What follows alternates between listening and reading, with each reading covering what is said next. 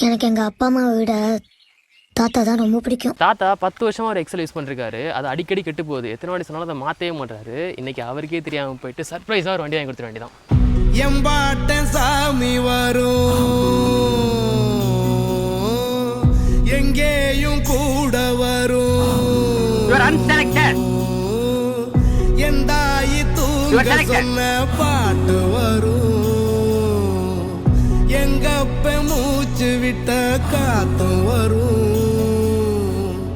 ஊரான ஊரு வரும், முன்னோரின் பேரு வரும், எங்கூரு கருப்பசாமி ஆடி வரும், எங்கூரு கருப்பசாமி ஆடி வரும், எம்பாட்டன் சாமி வரும்.